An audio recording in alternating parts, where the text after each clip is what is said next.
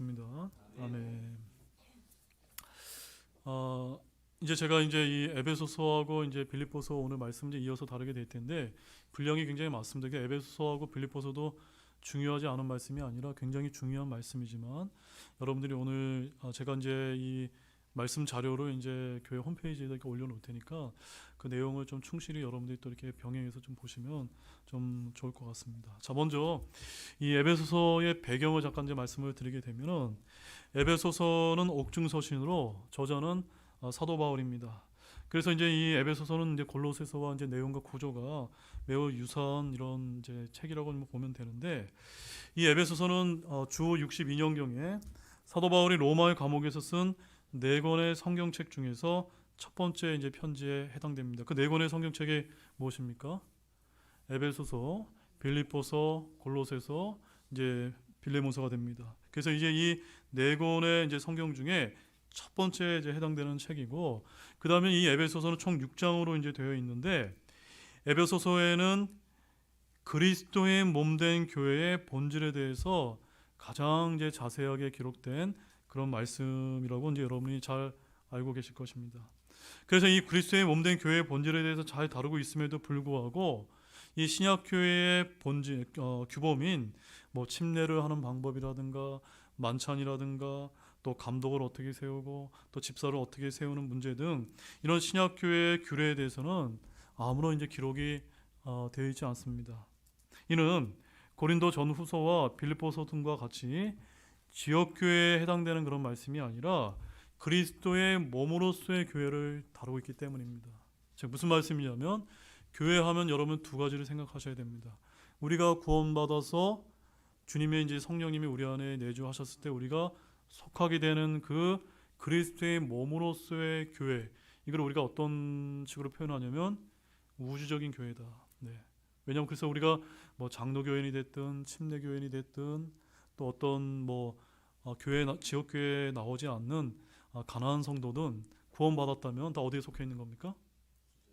그리스도의 몸이라고 하는 이런 하나의 몸에 이제 속해 있는 그 교회를 다루고 있는 것이 이제 에베소서의 큰 이제 총 주제라는 것입니다. 그 다음에 나머지 이제 지역 교회에 해당되는 말씀은 이제 우리 같이 모이는 것은 이제 지역 교회죠. 이런 지역 교회에 해당되는 말씀은 또 이제 다른 말씀에서 이제 다루고 있는 것입니다. 특히 이제 에베소서와 짝을 이루는 신약의 다른 서신이 있다면 그것은 뭔지 아십니까? 그것은 바로 골로새서입니다. 그리고 구약에서 짝을 이루는 책은 어떤 책일까요? 여호수아서가 있습니다. 그래서 에베소서에는 성도들이 이제 그리스도와 함께 하늘에 앉힌 것을 기록하고 있는데 이는 이스라엘 민족이 가나안 땅에 입성한 것과 대응되는 그런 말씀입니다. 그래서 이 두 책 모두에는 전투와 전쟁을 촉구하는 그런 내용이 이제 기록이 되어 있습니다. 그래서 여러분 에베소 6장 11절 말씀 한번 찾아보시게 되면 그리스도의 몸된 교회에 속해 있는 우리 성도들은 에베소 6장 11절 말씀을 늘 항상 잘 가슴에 새기고 있어야 됩니다. 함께 한번 읽어보겠습니다.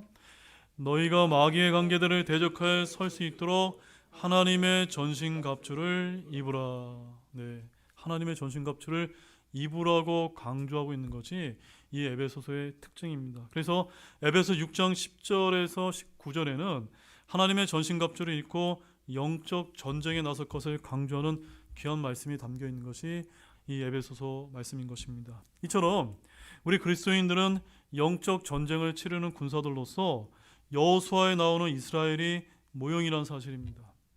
이스라엘은 하나님이 주신 약속의 땅을 차지하기 위해서 전쟁을 치러야만 했는데 마찬가지로 우리 신약의 그리스도인들 역시도 이미 주님이 주신 복과 은혜를 누리기 위해서 믿음의 선한 싸움, 영적 전쟁을 치러야 되는 것입니다. 자, 그래서 에베소서의 중심 메시지는 앞서 우리가 읽었던 에베소 1장 3절과 4절 말씀 다시 한번 읽어보도록 하겠습니다. 에베소 1장 3절과 4절. 하나님과 우리 주 예수 그리스도의 아버지를 찬송할지어다. 그분께서 그리스도 안에서 하늘에 처소해 있는 모든 영적인 복으로 우리에게 복을 주셨는데 이것은 우리가 사랑 안에서 자신 앞에 거룩하고 흠이 없게 하시려고 세상의 창건 이전에 그리스도 안에서 친히 우리를 택하시며. 이것이 이제 에베소서의 중심 메시지인데 이 말씀을 자세하게 이제 풀어놓은 말씀이 우리가 이제 보게 되는 이제 에베소서라는 것입니다. 세 번째는 에베소서의 구조는 크게 두 부분으로 나눠져 있는데 거의 모든 이제 바울 서신이 이제 그러하듯이 전반부인 오늘 이제 에베소 1장에서 3장에는 교리적인 내용을 담고 있고 그 다음에 후반부인 4장에서 6장에는 우리 성도들의 실제적인 삶의 내용을 이제 다루고 있습니다. 그래서 교리적인 내용을 바탕으로 그대로 살라고 하는 것이 이 후반부의 내용입니다. 그래서 1장에서 3장은 교리 부문으로서 하늘의 부르심을 이제 다루고 있고 4장에서 6장의 후반부는 실제 부분에서 이 땅에서의 삶에 대해서 이제 다루고 있습니다. 자, 장별로 잠깐 요약을 하게 되면 모든 바울 서신서가 이제 그리스도인들을 위한 진리로 가득 차 있지만 특히 이 에베소서에는 교회에 대한 일반적인 진리로 이제 가득 차 있습니다. 자, 1장을 먼저 한번 보십시오.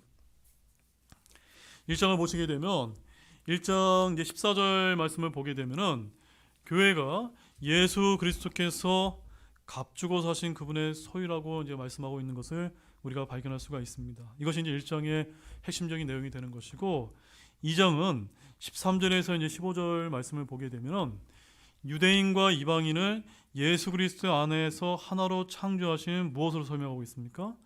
새 사람이다라고 이렇게 이제 설명하고 있는 것이 2장의 주요 내용이 되겠고 그다음에 3장은 6절 말씀 보십시오.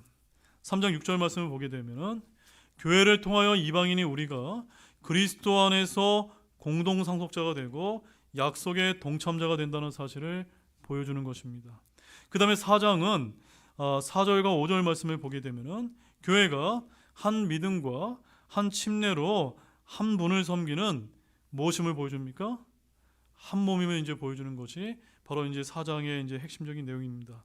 그 다음에 5장에는 32절 말씀에서 보는 바와 같이 교회가 그리스도의 신부와 아내임을 이제 보여주는 말씀이 이제 담겨 있습니다. 그 다음에 6장은 이제 13절에서 17절에 나와 있는 말씀처럼 교회가 영적 사악함에 대적하여 무엇을 수행하는 군사입니까? 영적 전쟁을 수행하는 군사임을 이렇게 다루는 말씀이 이제 1장에서 6장까지 이제 기록이 되어 있습니다. 특별히 이제 에베소서 3장과 5장에서는 바울은 이제 신비들을 제시하고 있는데 그리스도인의 영적 전쟁에 대한 위대한 교훈이 또는 에베소서 6장에서 아주 분명하고 상세하게 기록된 것이 이 에베소서밖에 없다는 점입니다. 극단적인 칼빈주의자들은 이 에베소서 1장을 오해해서 하나님의 영원한 주권과 또는 절대적인 개인 예정론을 주장하는데 이는 그들의 1장에서 거의 매 구절마다 나오고 있는 그리스도 안에서 또 그리스도를 통해서 그분 안에서라는 이 단어의 의미를 간과했기 때문에 성경을 잘못 해석한 결과인 것입니다. 자, 이제부터 이제 에베소의 주요 특징을 보겠는데요. 자, 전반부 1장에서 3장은 구원받은 성도들의 위치와 영적인 복과 9가지 기도, 유대인과 이방인의 차이 등의 교리적인 내용을 다루고 있고 후반부인 4장에서 6장은 그리스도인의 실제적인 삶의 문제를 다루고 있습니다. 이렇게 에베소서를 크게 전반부와 후반부로 이제 나눈다는 관점에서 각 부분별로 이제 몇 가지 이제 주요 특징이 있는데 먼저 첫 번째는 에베소서는 성도들이 가진 위치에 대해서 언급하고 있다는 점입니다. 자, 성경은 그리스도와 연관해서 성도들에 대해 중요한 세 가지 표현이 있는데 먼저 로마서 6장 8절 말씀을 보게 되면은 거기에는 우리 성도들이 그분과 함께 죽었다라고 이렇게 이제 말씀을 하고 있습니다. 그런데 골로새서 3장 1절 말씀에서는 또 어떻게 말하고 있냐면 우리가 그분과 함께 일으켜졌다라고 말씀을 하고 있습니다.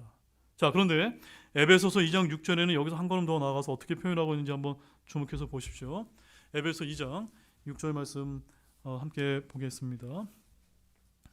또 우리를 함께 일으키사 그리스도 예수님 안에서 하늘의 처소들에 우리를 함께 앉히셨으니. 자, 여기는 어떻게 표현되고 있습니까? 저와 여러분이 예수님과 함께 죽었고 일으켜지고 그 다음에 어디요? 하늘의 처소들에 함께 앉혔다라고 이렇게 세 단계를 이제 말씀을 하고 있습니다. 한마디로 이 에베소서의 말씀은 우리가 저 하늘에 앉힌 자들이요 가장 높은 위치로 들림받을 자임을 보여주는 성도들이 가진 궁극적인 위치에 대해서 다루고 있는 아주 중요한 특징을 담고 있습니다. 자, 그 다음에 두 번째는 에베소서에는 성도들이 받을 영적인 복에 대해서 말씀을 해주고 있습니다. 자, 1장 3절 말씀을 보십시오. 거기 보게 되면 이렇게 쓰여 있습니다. 그분께서 그리스도 안에서 하늘의 처소들에 있는 모든 영적인 복으로 우리에게 복을 주셨는데 라고 이야기하고 있는데, 여러분, 우리가 받은 영적인 복이 무엇입니까? 영적인 복 뭐라고 생각되십니까?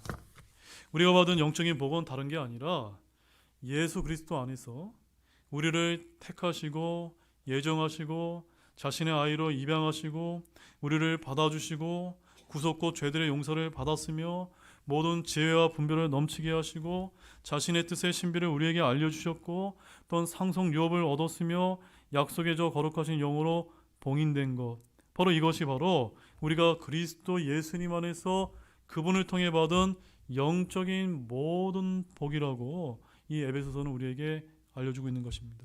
여러분, 이 복을 다 받으셨습니까? 바로 이 모든 복은 누구를 통해서 주어집니까? 바로 예수 그리스도 안에서 예수님을 통해서 주어지는 일의 복이라는 것입니다. 즉 모든 각양 좋은 선물과 모든 은혜는 다 그리스도로부터 나오는 것입니다. 따라서 이 에베소서라고 하는 이 말씀은 우리가 받은 복을 기록하면서 더욱 강조하는 것은 그 복을 주시는 분이신 예수 그리스도라는 사실입니다.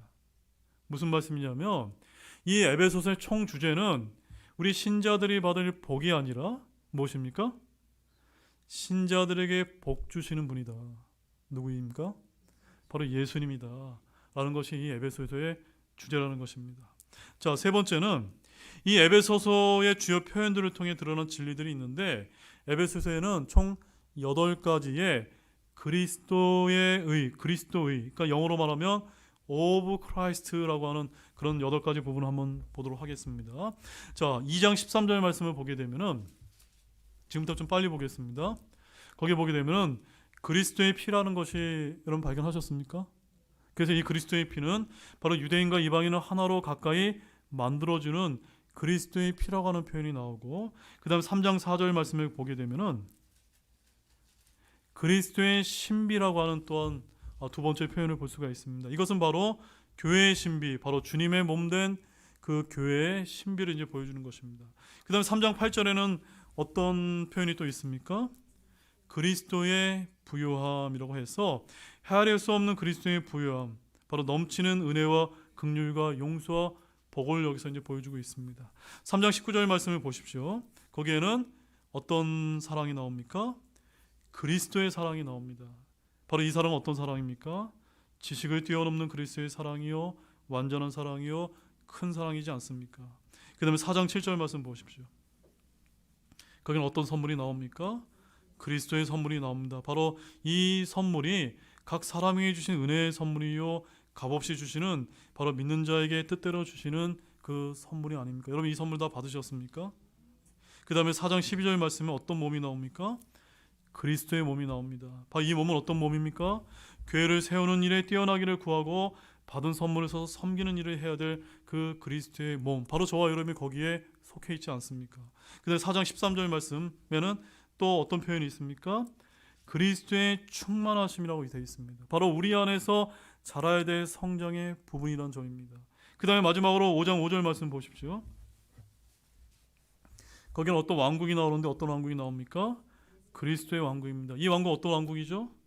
바로 예수님께서 재림하셔서 이 땅에 세우시고 다스릴 그 지상 왕국을 가리키는 것입니다. 이렇게 8가지의 그리스도의 피와 신비와 부유함과 사랑과 선물과 몸과 충만하심과 왕국이 표현되어 있는 것이 이 에베소서의 아주 중요한 특징입니다. 그 다음에 이제 에베소서에는 7종류의 걸음이 나옵니다. 이 걸음이라는 것은 다른 의미가 아니라 우리의 행위와 행실을 이제 이야기하고 있는데, 자, 에베소 2장 2절 말씀을 보시면 거기는 어떤 표현이 있냐면 이런 표현이 있습니다. 이 세상의 행로를 따라 걸었고, 이 세상의 행로를 따라 걸었고. 발견하셨습니까? 여기서 이 걷는다는 것은 어떤 표현입니까? 우리가 예수님을 믿기 전에 세상 사람들처럼 육신을 따라 걸어갔던 그런 행실을 이제 이야기하는 것입니다. 그 다음에 2장 10절 말씀에 가보게 되면은 하나님께서 그 선하신 행위를 미리 정하신 것은 이라고 해서 여기서 이 선한 행위는 바로 선한 걸음을 이제 뜻하는 것입니다. 그 다음에 4장 1절 말씀 보십시오. 4장 1절 말씀을 보게 되면 거기에는 너희는 너희가 부르심을 받을 때 얻은 소명에 합당하게 뭐라고 표현하고 있습니까? 걷고라고 해서 이것은 자신을 부르신 분의 부르심의 목적에 맞게 우리가 살아야 되는 것을 강조하는 것입니다. 그 다음에 이제 4장 17절 말씀을 보십시오. 4장 17절에서는 어떤 걸음이 나오는지 보겠습니다. 너희는 다른 이방인들이 그들의 헛된 생각 속에 걷는 것 같이 어떻게 하라고요? 걷지 말라. 이건 무슨 뜻입니까? 우리가 세상에 동화된 그런 걸음을 걸어서는 안 된다는 점입니다. 그 다음에 이제 5장 2절 말씀 보시죠. 5장 2절에 그리스도께서 또한 우리를 사랑하사 우리를 위해 자신의 향기로운 냄새의 헌물과 희생물로 하나님께 드리신 것 같이 사랑 안에서 걸으라. 이건 어떤 걸음입니까? 그리스도의 걸음인 것입니다. 저와 여러분이 걸어가야 될 그런 걸음입니다. 자, 5장 8절 말씀 보시죠. 거기는 어떤 걸음이 있습니까? 빛의 자녀들로서 걸으라. 바로 저와 여러분의 삶이 그냥 구원받는 걸로 끝나는 것이 아니라 세상에 나가서 그리스도의 빛을 비추는 선한 행실을 우리가 할 수 있는 그런 그리스도의 삶을 살라는 말씀입니다. 마지막으로 5장 15절 말씀 보십시오. 거기 너희는 이라는 말씀이 나와 있죠. 같이 읽어보겠습니다. 너희는 주의하여 조심스럽게 걷되 어리석은 자들처럼 하지 말고 지혜로운 자들처럼 하여 라는 말씀처럼 이 걸음은 어떤 걸음입니까? 바로 우리 주변에 선한 간증을 우리가 해야 되는 그 걸음을 이제 이야기하는 것입니다. 바로 여러분 이런 이 선한 간증을 보이는 걸어가는 삶을 여러분 잘 살고 계십니까? 우리 이런 삶을 살아야 된다는 것입니다. 자, 5번째로는 에베소서에는 성도들을 위한 바울의 9가지 기도 제목이 나옵니다. 몇 가지요? 9가지입니다. 자, 빠르게 한번 보겠습니다. 1장 17절 보십시오. 자, 사도 바울이 어떻게 기도를 하냐면 지혜와 계시의 영을 너희에게 주사 누구를 알게 하시고 하나님을 알게 하시고 라고 기도하고 있습니다. 그 다음에 18절 말씀에는 지각의 눈을 밝히사 그분의 부르심의 소망이 무엇이며를 알게 하시고 그 다음에 18절에 또한 성도들 안에 있는 그분의 상속의 유업의 영광의 풍성함이 무엇인지를 이제 또 알게 하는 그런 기도를 올리고 있는 것입니다. 그 다음에 19절 말씀에는 그분의 강력한 권능의 활동을 따라 믿는 우리에게 주어진 그분의 권능의 지극히 크심이 무엇인지 너희가 알게 하시기를 구하노라. 구한다가 무슨 뜻입니까? 기도한다는 것입니다. 하나님께 간구한다는 것입니다. 그 다음에 이제 3장 16절 말씀 보십시오. 3장 16절에서 3장 17절에는 5가지 이제 기도 내용이 나오는데 첫 번째는 속 사람이 어떻게 해요? 강력으로 강건하게 하기를 이제 구하는 것이고 그 다음에 이제 믿음을 통해 그리스도께서 너희 속에 거하게 하시며를 이제 기도하고 그 다음에 너희가 사랑 안에서 뿌리를 내리고 털을 잡고 그 다음에 18절 말씀에 모든 성도들과 함께 너비와 길이와 깊이와 높이가 어떠함을 깨닫고 하나님의 모든 충만하심으로 충만하게 되기를 구하는 그 9가지 기도 제목이 여기 이제 에베소서에 기록이 되어 있습니다. 자, 그 다음에 6번째는 이 빌립보서 우리가 2장을 이제 나중에 이제 찾아보겠지만 2장에는 하나님이신 예수 그리스도께서 사람의 모습과 종의 형태로 낮아지는 모습이 나오는데 이 에베소서 2장에는 어떤 모습이 나오는지 아십니까? 바로 예수 그리스도께서 높여지시는 이런 모습이 나오는 것입니다. 그래서 1장 20절에서는 예수님께서 죽은 자들로부터 일으켜 주시고 그 다음에 하나님의 오른편에 이제 앉는 모습이 나오고 그 다음에 1장 22절과 23절 말씀에 가보게 되면은 모든 것을 그분의 발 아래 두시고 그분의 모든 것 위에 머리가 되게 하사 그분의 교회의 머리가 되게 하시는 이런 말씀으로 예수님이 높여지는 모습이 이제 나오는 것이 에베소서의 이제 특징입니다. 그다음에 7번째로 에베소서 2장에는 유대인과 이방인의 차이점이 나오는데 이 이방인에 대해서 뭐라고 얘기를 하냐면 세상에 소망도 없었고 약속의 언약들에서 분리된 낯선 자들이요 하나님의 밖에 있던 자들이라고 이렇게 이제 차이점을 소개하고 있는데 그런데 이제 그 에베소서에는 이런 그리스도 안에서 유대인과 이방인이 어떤 존재인가를 이제 극명하게 이제 보여주고 있습니다. 자, 2장 13절 말씀 보십시오. 거기에는 우리 유대인과 이방인이 그리스도 안에서 어떤 존재들이 되었는지 처음 13절에 말씀하고 있는데 어떤 존재가 되었습니까? 그리스도 예수님 안에서 어떻게 해요? 그리스도의 피로 가까워진 존재가 되었다는 겁니다. 그 다음에 14절 말씀에 가보게 되면은 그분께서 둘을 하나로 만드사 그 둘이 누굽니까? 유대인과 이방인이 그리스도 안에서 하나가 되었다는 겁니다. 그 다음에 14절 말씀에 우리 사이의 중간벽이 허물어졌고 15절 말씀에 가보게 되면 이 둘을 그리스도 안에서 무엇으로 만드셨습니까? 하나의 새 사람으로 만드셨다고 말씀하고 있습니다. 그 다음에 16절 말씀에서는 십자가로 둘을 한 몸으로 하나님과 화해하게 하려 하심이라고 말씀하고 계시고, 또한 18절 말씀에 한 성령을 의지하여 아버지께 나아가 먹기 때문이라고 말씀합니다. 그리고 19절 말씀에서는 이 어떤 존재든지 마지막으로 이제 결론을 맺으면서 동료 시민이며 하나님의 집안에 속한 자들이 되었다라고 이제 표현을 하고 있는 것입니다. 자, 이제 아홉 번째 특징은 이 에베소서의 후반부인 4장에서 6장은 그리스도인의 실제적인 삶의 문제를 다루고 있는데, 먼저 그리스도의 삶이 무엇인지를 이제 보여주고 있습니다. 자, 에베소 4장 1절에서 3절 말씀을 좀 보십시오. 함께 우리 한 목소리 읽어보겠습니다. 그러므로 주의 갇힌 자 된 내가 너희에게 간청하노니 너희는 너희가 부르심을 받을 때 얻은 소명에 합당하게 걷고 모든 겸손과 온유와 오래 참으로 사랑 안에서 서로 참아주며 화평의 매너띠로 성령께서 하나 되게 하신 것을 힘써 지키라. 예, 그리스도의 몸된 교회에 속해 있는 우리 모두는 이와 같은 삶을 살아야 된다라고, 이것이 바로 우리 그리스도인의 삶의 본질인 것입니다. 바로 주님께서 부르신 그 부르심에 합당하게 걷는 것, 사랑 안에서 서로 참아주는 것, 화평의 매너띠로 성령께서 하나 되게 하신 것을 힘써 지키는 것이 바로 영적인 삶이요 믿음의 삶인 것을 믿으시기 바랍니다. 근데 주님은 우리 각 사람에게 이제 영적 선물을 주셨는데, 그 선물을 주신 목적이 무엇이라고 여기 기록이 되어 있습니까? 12절 말씀 보십시오. 에베소 4장 12절 또 이어서 보겠습니다. 이것은 성도들을 완전하게 하고 섬기는 일을 하게 하며 그리스도의 몸을 세우게 하려 하심이라. 여러분 아시겠습니까? 선물을 주신 목적이 무엇입니까? 나의 유익을 위해서입니까? 아닙니다. 다른 성도들을 완전하게 하고 섬기게 하는 것입니다. 그것이 바로 그리스도의 몸을 세우게 하는 것이 아닙니까?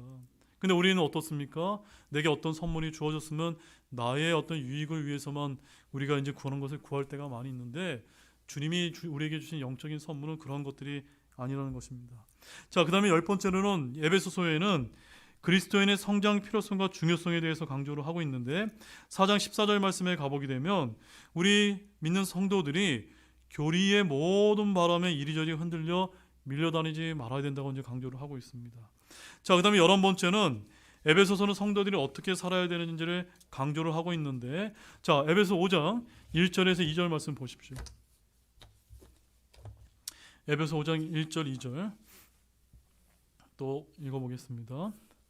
그러므로 너희는 사랑스러운 자녀들로서 하나님을 따르는 자가 되고 그리스도께서 또한 우리를 사랑하사 우리를 위해 자신의 향기로운 헌물과 희생물로 하나님께 드리신 것 같이 사랑 안에서 걸으라.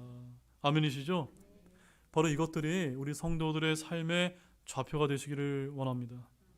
더 구체적인 방법을 에베소서는 보여주고 있는데, 가정에서, 또한 직장에서, 또한 교회에서 우리가 어떻게 말하고 행동하고 살아야 되는지 구체적으로 기록되어 있는 것이 바로 에베소서라는 말씀입니다. 특별히 에베소서 5장 21절 말씀 한번 보십시오.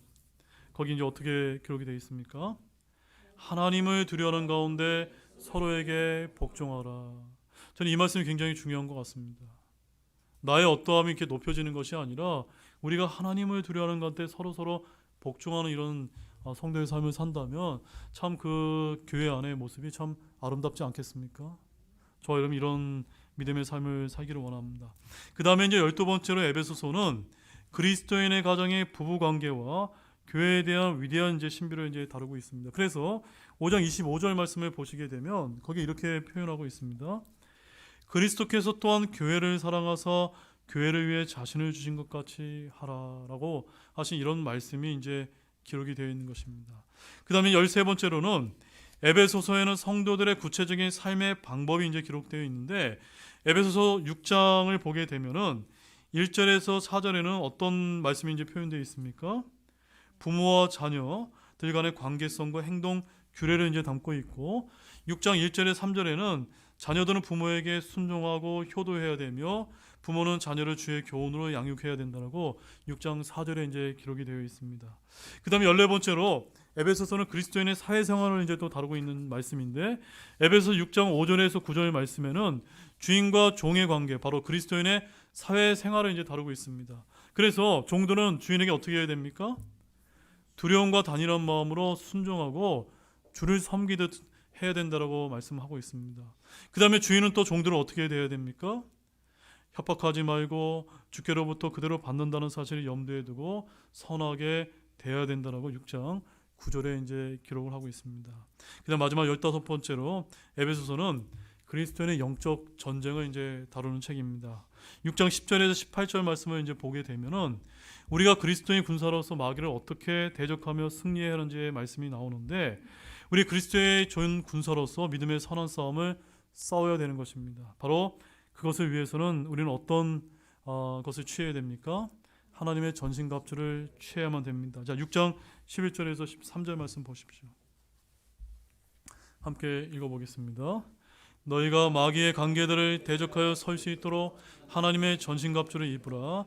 그러므로 너희가 악한 날에 버티어내고, 13절, 그러므로 너희가 악한 날에 버티어내고 모든 일을 행한 뒤에 설 수 있도록 하나님의 전신갑주를 취하라. 여러분, 하나님의 전신갑주를 잘 취하고 계십니까? 그 6가지가 무엇입니까? 14절 말씀에 첫 번째는 하나님의 진리의 허리띠, 그 다음에 두 번째는 의의 훈과, 세 번째는 화평의 복음의 신발, 네 번째는 믿음의 방패, 다섯 번째는 구원의 투구, 여섯 번째 성령의 검, 곧 하나님의 말씀입니다. 여기서 이 6가지의 전신갑주 중에 공격무기는 무엇만 있습니까? 성령의 검인 하나님의 말씀. 바로 여러분의 손에 들려있는 이 성경 말씀이 무엇과 같이 사용되어야 됩니까? 사탄 마귀를 이제 물리칠 수 있는 검처럼 여러분이 자유자재로 이렇게 다룰 줄 아는 그런 말씀이 되어야 되는데, 오늘 우리 한국교회 성도들을 보게 되면 이 말씀을 잘 몰라서 우리가 잘 다루지 못할 때가 얼마나 많이 있습니까? 또한 두 번째로는 이제 우리 구원의 투구를 잘 써야 됩니다.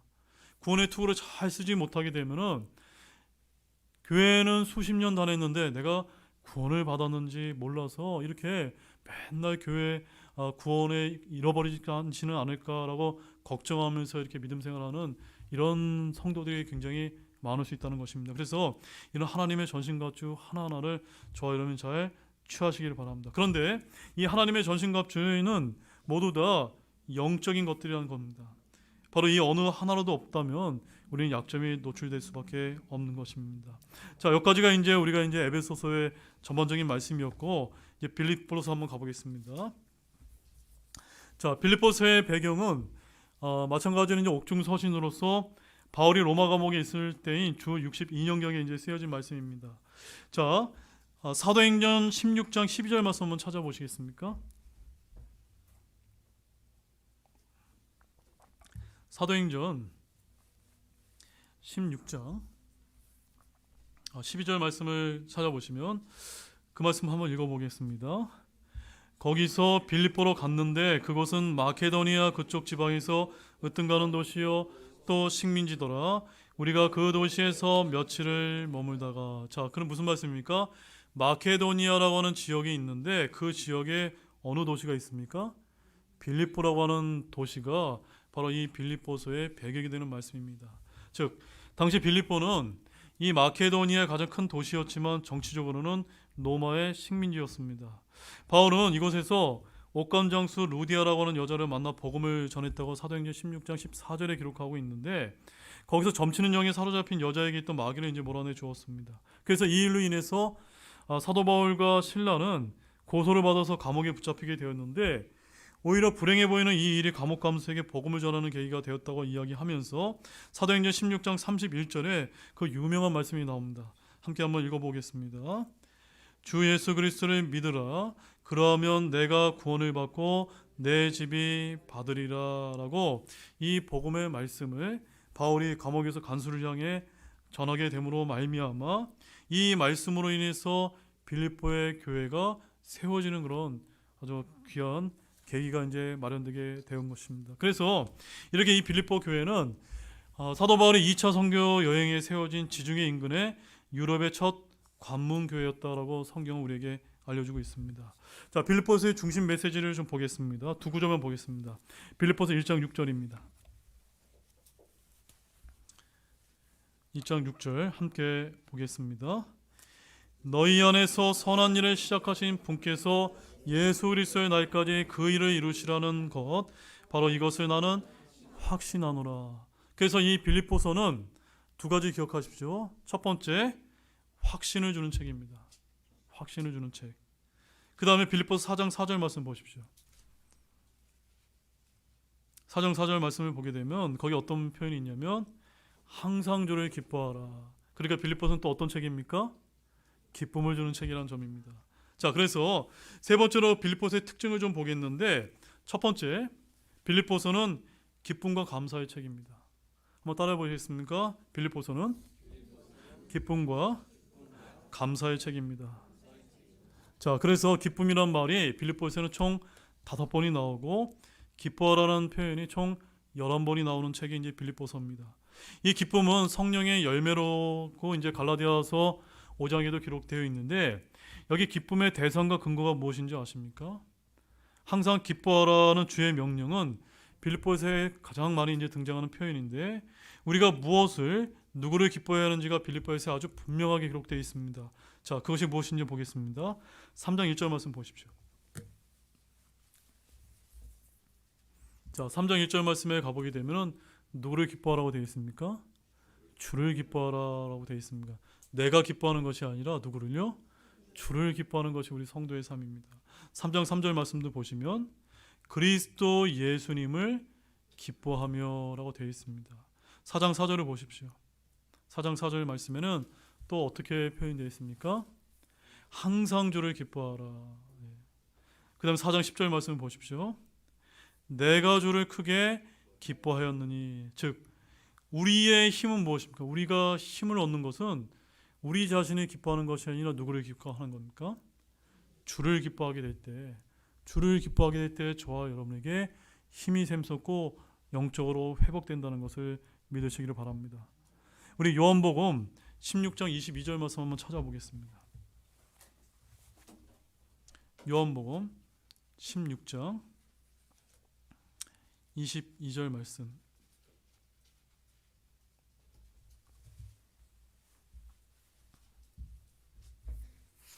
자, 이 기쁨은 또 어떤 기쁨일까요? 한번 같이 보겠습니다. 그러므로 지금은 너희에게 근심이 있으나 내가 다시 너희를 볼 것이요 그러면 너희 마음이 기뻐하리니 아무도 너희에게서 너희 기쁨을 빼앗지 못하리라. 이 기쁨은 어떤 기쁨입니까? 예수님의 부활로 말미암는 기쁨이라는 점입니다. 여기 어떻게 써 있습니까? 내가 다시 너희를 볼 것이요 그러면 너희 마음이 기뻐하리라고 말씀하고 있지 않습니까? 그래서 제가 여러분에게 강조를 드리지만 우리가 신앙생활할 때 기쁨 가운데 신앙생활을 하려면 부활의 기쁨이 있을 줄로 아시기를 바랍니다. 여러분 안에 부활의 기쁨이 있습니까? 어떻게 이 부활의 기쁨을 얻을 수가 있습니까? 내가 예수님의 십자가로 인해서 십자가로 죽으심을 믿고 예수님이 부활하심을 여러분 굳게 믿고 계십니까? 그것을 믿고 여러분 침례에 순종하고 있지 않습니까? 이 주님의 부활로 말미암는 기쁨이야말로 아무도 빼앗아가지 못하는 기쁨이라는 점입니다. 요한복음 17장 13절 말씀도 보십시오. 거기엔 또 어떤 기쁨을 표현하고 있습니까? 같이 보겠습니다. 이제 내가 아버지께로 가오니 내가 세상에서 이것들을 말하는 것은 그들이 내 기쁨을 자기들 안에서 성취하게 하려 함이라. 자, 잘 보십시오. 이 기쁨은 누구의 기쁨입니까? 예수님의 기쁨인데 이 기쁨은 말씀으로 인해 주어지는 기쁨이라는 점입니다. 이것들을 말하는 것은 내 기쁨을 그들 안에서 성취하게 하는 것입니다. 하나님의 말씀을 통해 우리 안에 주님의 기쁨이 성취될 줄로 믿으시기를 바랍니다.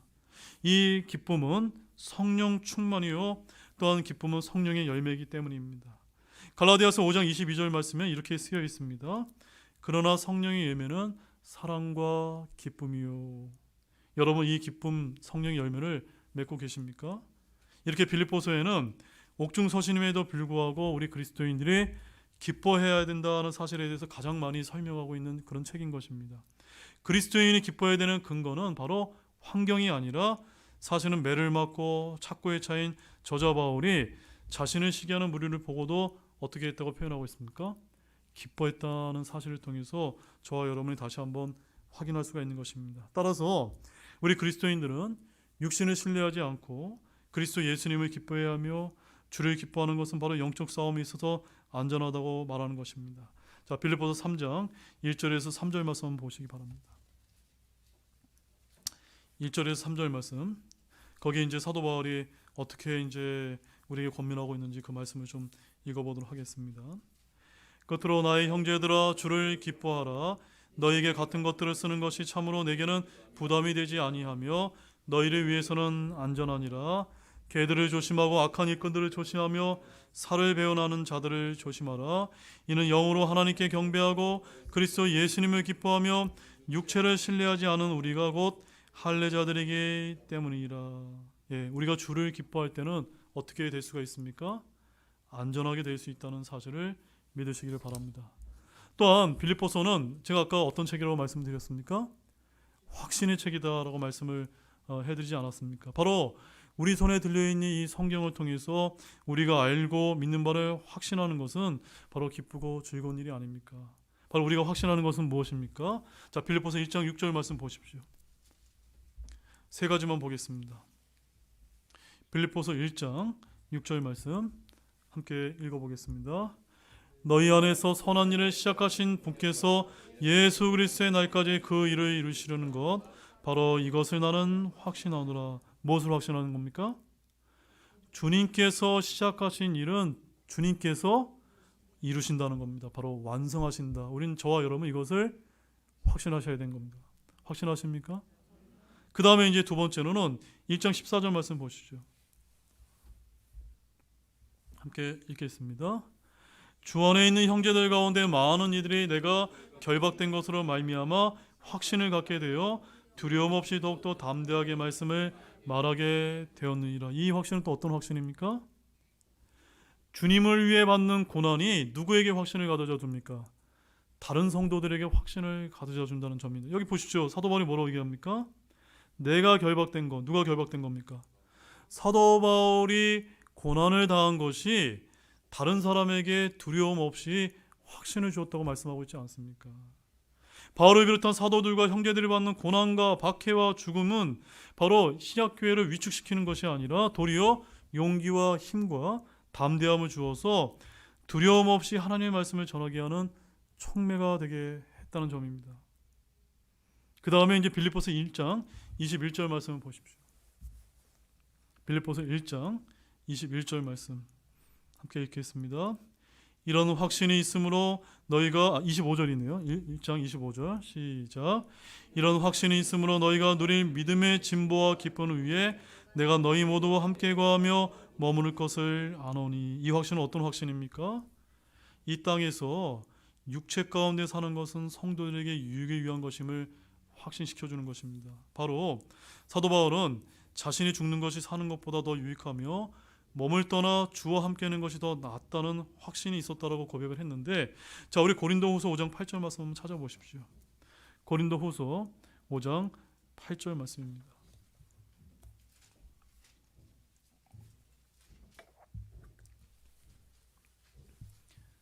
사도 바울이 어떻게 확신하고 있는지 한번 보겠습니다. 5장 8절 함께 보겠습니다.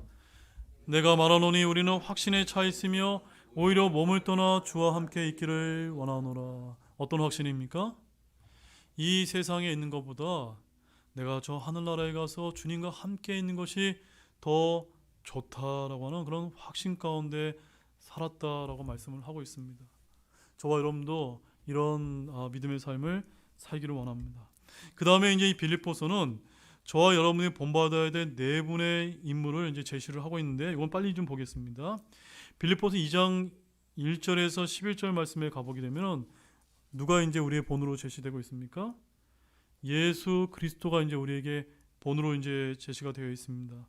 이처럼 예수님은 언제나 우리가 따라야 될 본이 되시는 분임을 믿으시기를 바랍니다. 바로 빌립보서 2장 7절에서 8절에는 어떤 본을 보여주고 계십니까? 예수님께서 저 하늘의 위치에서 이 땅까지 낮아지고 7가지 단계로 낮아지신 그 겸손한 모습의 이제 본을 보여주시지 않았습니까? 그 다음에 두 번째는 2장 19절에서 24절 말씀을 보게 되면은 디모데라고 하는 사람이 나오는데, 디모데는 자발적으로 형제들을 돌아보려는 마음을 지닌 자로서 이제 우리에게 본으로 이제 제시되고 있습니다.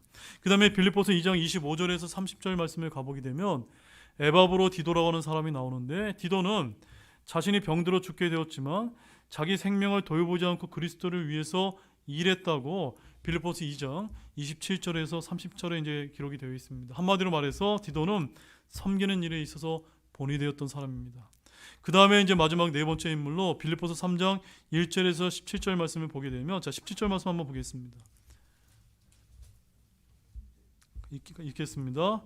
형제들아, 너희는 함께 나를 따르는 자들이 되고 너희가 우리를 본보기로 삼은 것 같이 그렇게 걷는 자들을 주목하고. 누굽니까? 바로 사도 바울이 바로 성도들이 어떻게 주를 따라야 하고 섬겨야 하는지 본보기를 제시한 사람으로 제시되어 있습니다. 자, 그 다음에 이제 마지막으로 빌립보서는 중요한 특징이 있는데, 십자가에 대한 논쟁도, 어떤 교리적인 논쟁도, 또 상충되는 의견도 기록이 되어 있지 않은 책입니다.